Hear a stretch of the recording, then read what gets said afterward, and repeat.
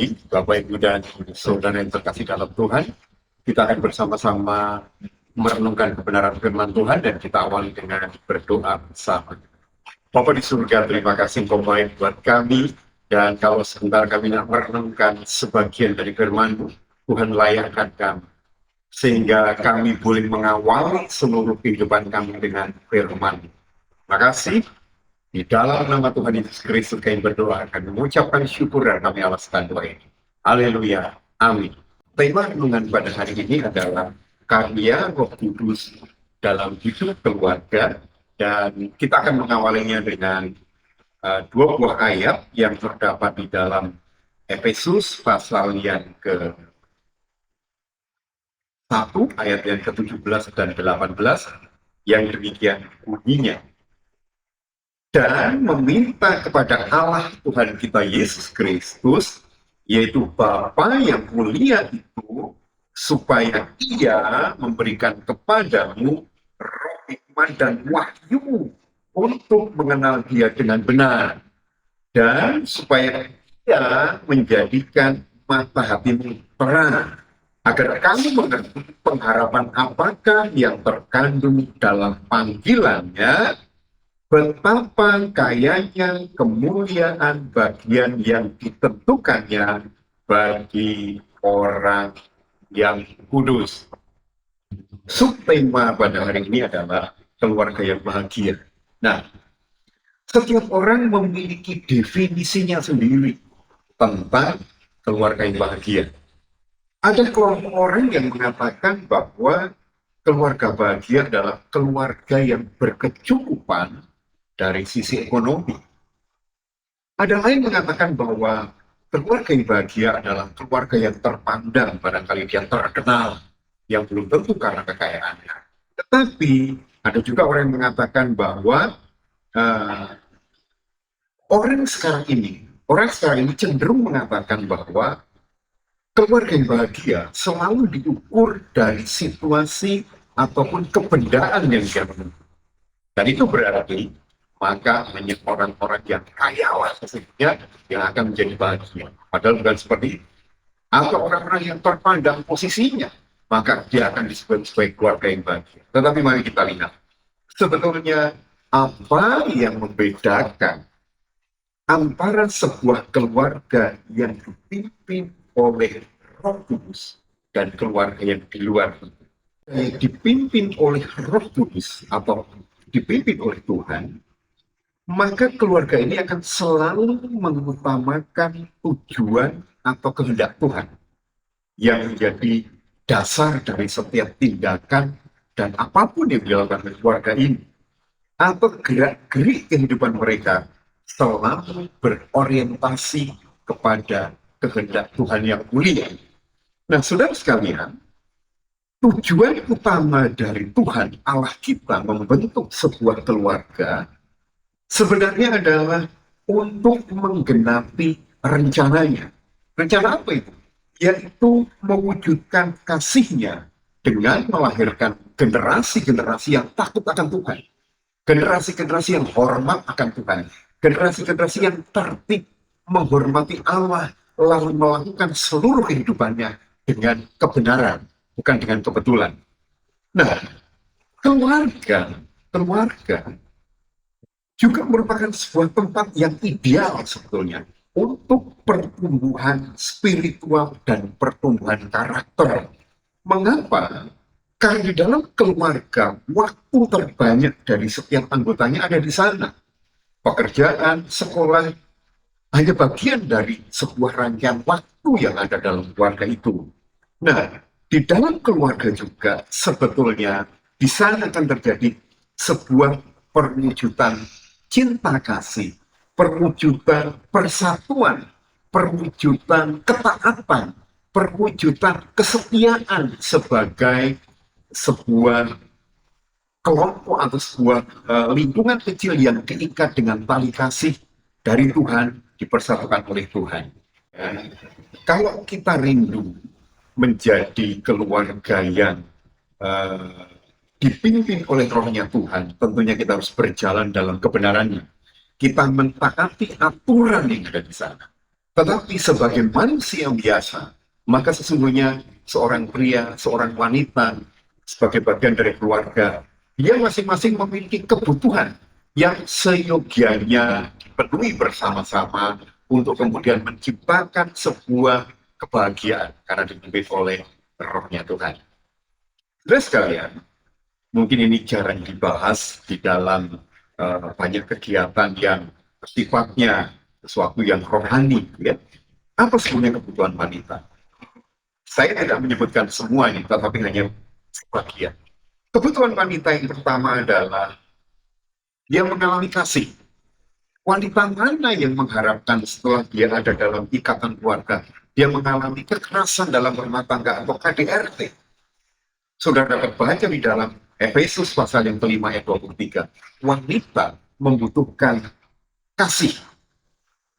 Kasih yang tulus dari pasangannya. Yang kedua, wanita memiliki kebutuhan untuk bisa menerima komunikasi yang baik.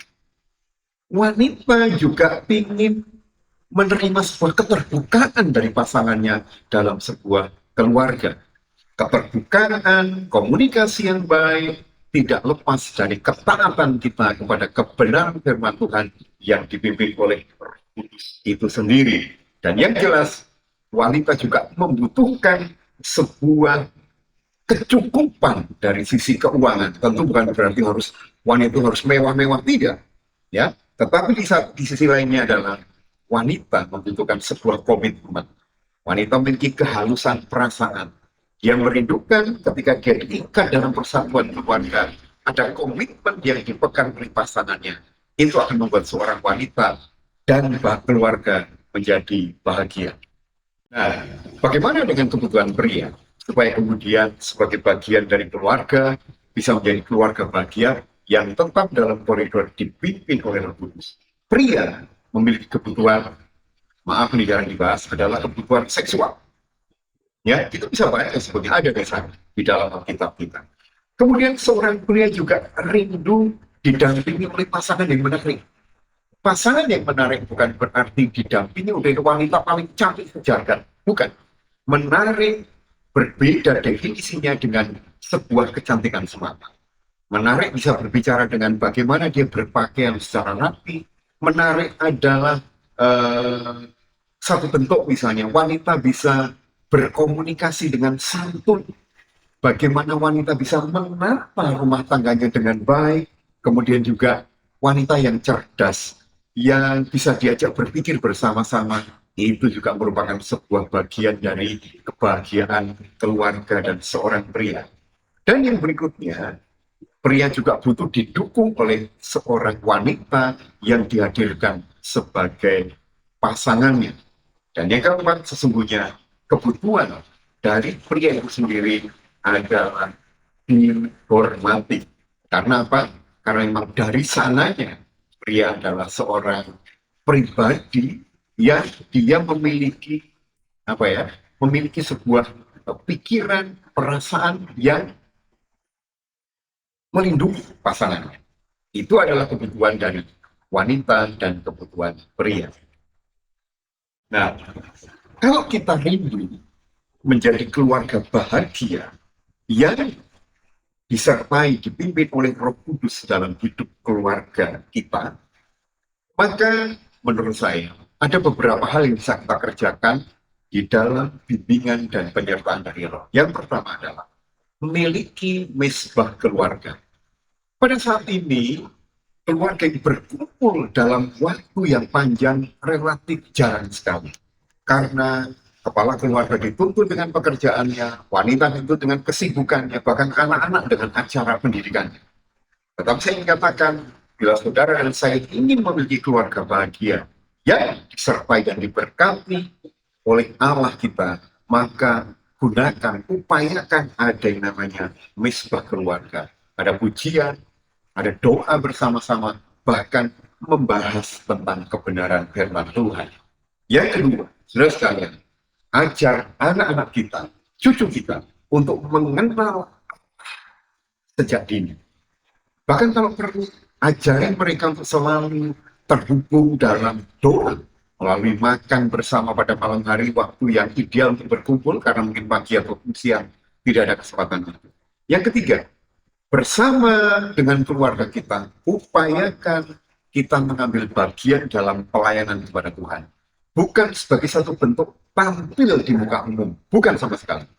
Tetapi upayakan kita selalu mengutamakan Allah dalam kehidupan kita. Sehingga seperti apa yang dikatakan dalam Alkitab, aku dan keluargaku akan tetap beribadah kepada Allah. Saudara sekalian, ketika kita mencoba melakukan ini, bahkan buat pasangan-pasangan muda, ketika Anda sedang saat ini wanita sedang hamil misalnya, coba doakan janin dalam rahim pasangan kita. Ya, ajak dia menyanyi, ajar dia kemudian mendengarkan kebenaran firman Tuhan, minta bimbingan Tuhan. Maka kemudian yang terjadi adalah keluarga kita adalah keluarga bahagia karena kita mengutamakan Allah, menyertakan dia dalam kehidupan kita sekarang. Kita berdoa. Bapa di surga, terima kasih Bapak. Kami rindu setiap kami memiliki keluarga bahagia karena kami dipimpin, disertai, bahkan dipenuhi oleh Roh yang kudus dalam hidup kami.